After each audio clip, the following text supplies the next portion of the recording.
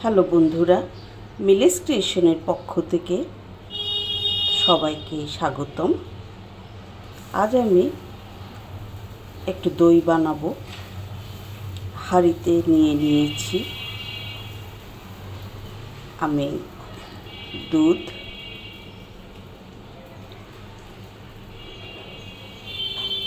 আমি হাফ কেজির বেশি দুধ নিয়েছি। আমি এখন এটাকে চুলায় জাল করব।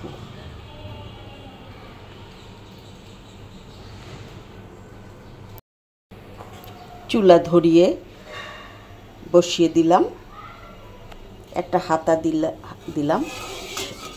দুধটা সারাক্ষণ নাড়তে হবে, জাল হোক। আমি 5 মিনিট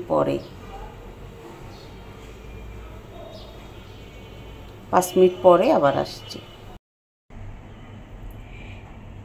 দই বানানোর জন্য যে একটা দইয়ের বীজের প্রয়োজন হয়, এটা আমার ফ্রিজে ছিল, আমি বের করে নিয়েছি।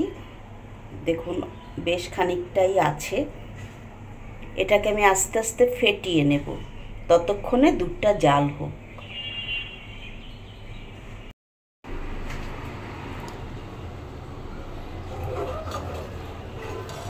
দুধটায় ফুটতে শুরু করেছে। এটাকে অনবরত একটা হাতা দিয়ে নাড়তে হবে, সর বসতে দেব না। আগে দুধটা ফুটুক ভালো করে, অনেকটাই কমে যাবে।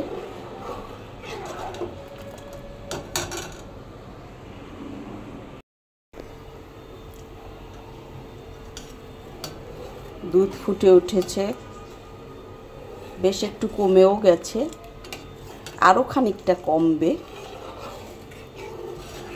তারপর আমি চুলাটা অফ করব। আরও খানিকটা কমুক, জাল হোক আরও কিছুক্ষণ।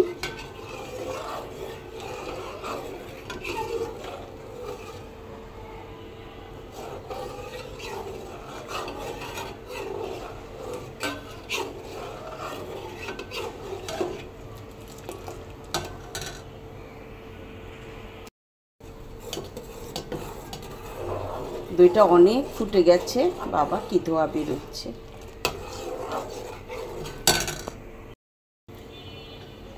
দুধটা অনেক ফুটে গেছে, অনেকটাই কমে গেছে।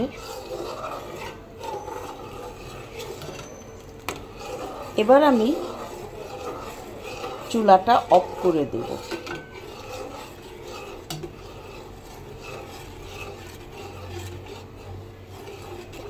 এবার আমি চুলাটা অফ করে দেব।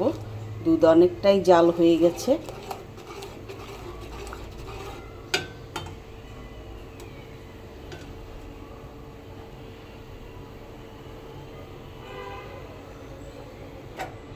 অফ করে দিলাম, ঠান্ডা হতে দেব।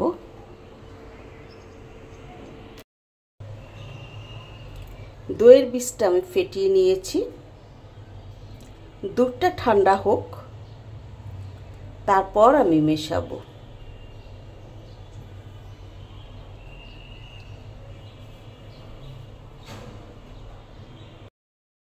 আমি আরেকটু দুধটা কমাবো বলে চুলাটা আবার ধরালাম, এবং সাথে আমি অল্প চিনি দেব।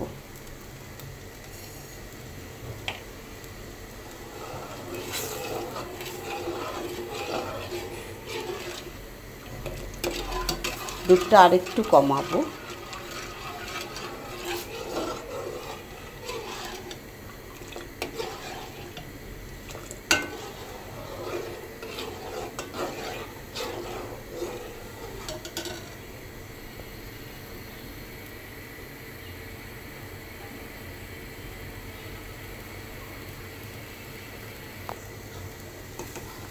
দেখেন, আরেকটা কথা বলছি বন্ধুরা, আমি কিন্তু আজকে ক্যারামেল তৈরি করব না, কারণ আমি দইয়ের বীজে অনেকটাই ক্যারামেল দেয়া ছিল।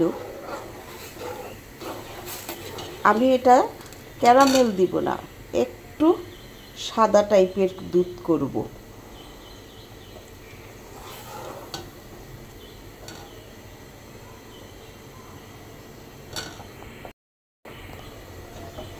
ফুটে উঠেছে দুধটা, চিনিটাও গলে গেছে, বেশ আরেকটু কমবে, একটু জাল দিয়ে নেই।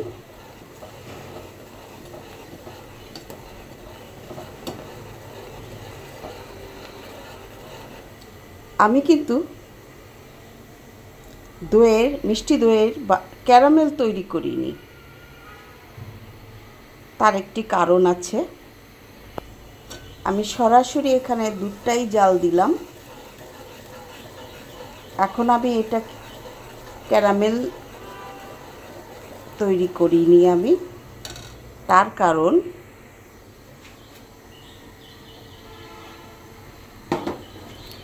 দইয়ের বীজে অনেকটাই ক্যারামেল আছে। দইয়ের বীজে অনেকটা ক্যারামেল থাকার কারণে ক্যারামেল দিয়ে দই করেছিলে। এই বাবা, উতুল দিয়ে পড়ে যাচ্ছে। আমি চুলাটা অফ করে দিলাম। আমি যে দইয়ের বীজটা রেখেছিলাম সেখানে ক্যারামেলটা দেওয়াই ছিল।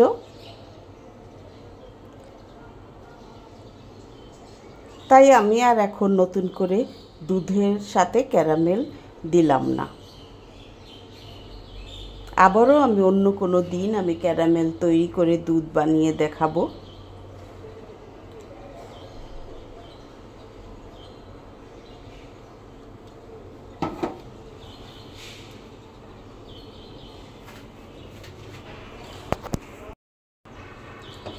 দুধটা জাল দিয়ে কমে গেছে অনেক সময়,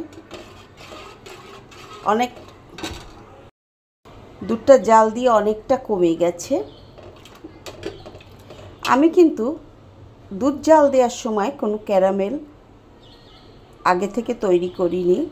আমার দইয়ের বীজে অনেকটাই ক্যারামেল আছে। এই দইটা আমি অনেক আগে তৈরি করেছিলাম, ফ্রিজে রেখে দিয়েছিলাম। সেখানে বেশ একটু কড়াভাবেই ক্যারামেল দেওয়া ছিল। তাই আমি নতুন করে আজকে আর ক্যারামেল দিব না, তৈরি করব না। এই দইয়ের বীজে মিশিয়ে যতটুক লাল হয় হবে। দুধটাকে আমি ঠান্ডা করতে দেই। আমি এখন একটু আঙুল চুবিয়ে দেখব কতটা গরম আছে।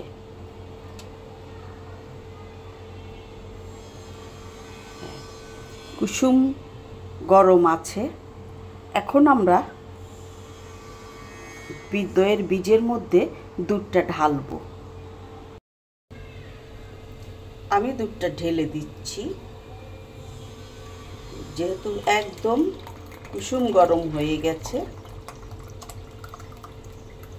এটা দইয়েরই পাত্র, আড়ং থেকে যে আমরা কিনি।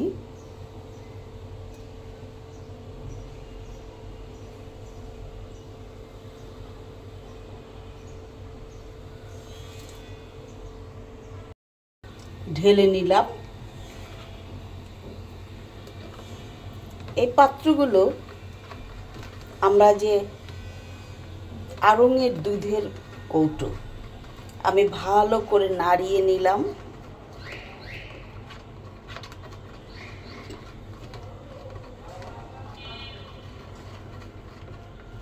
ব্যাস,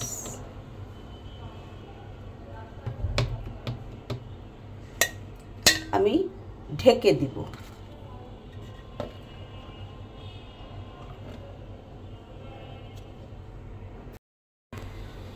আমি ঢাকনা দিয়ে ঢেকে দিব।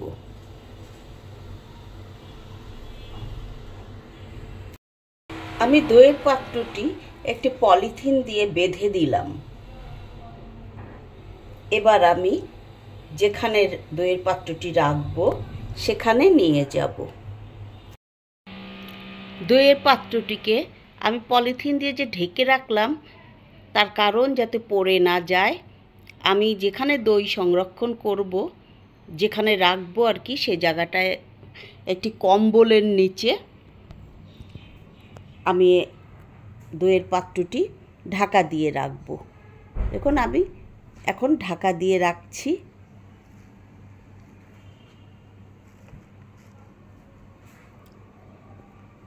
আমি 4 ঘন্টা রাখবো। 4 ঘন্টা পরে তুলে আপনাদেরকে দেখাবো।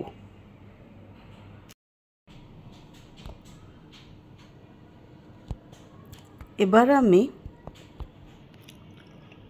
আস্তে আস্তে কম্বলটা সরিয়ে দেখব দইয়ের কি অবস্থা।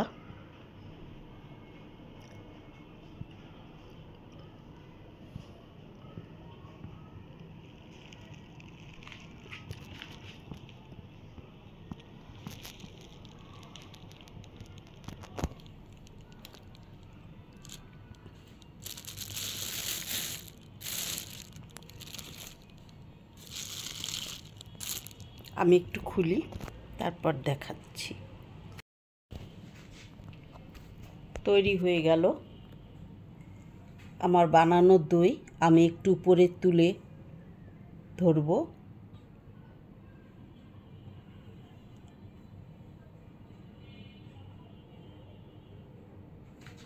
একটু হাতে ধরে তুলি। দেখুন আমার বানানো দই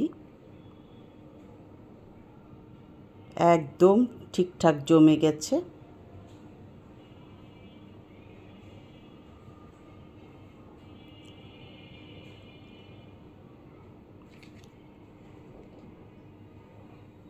এবার এটাকে আমি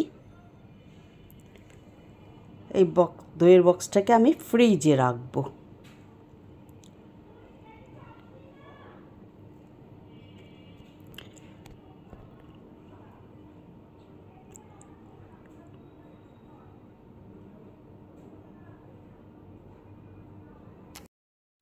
ফ্রিজ থেকে দইটা বের করলাম। এখন আমি আপনাদের সামনে কেটে দেখাবো দইটা কতটা জমেছে। দেখুন কি সুন্দর হয়েছে।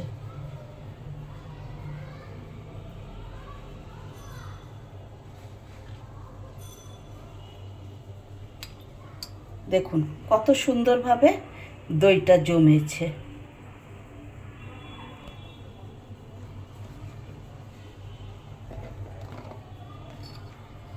এই যে দেখুন,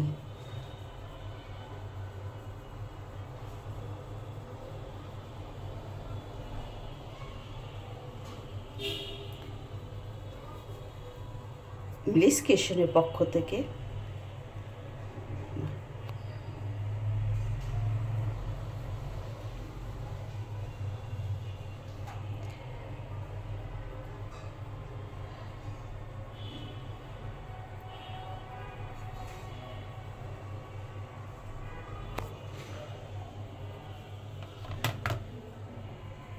দেখুন দইটা কতটা জমেছে।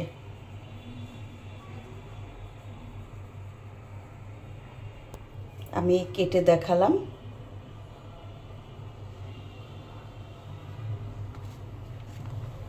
আমার নতুন চ্যানেল মিলিস ক্রিয়েশন, আপনারা সবাই লাইক, কমেন্ট,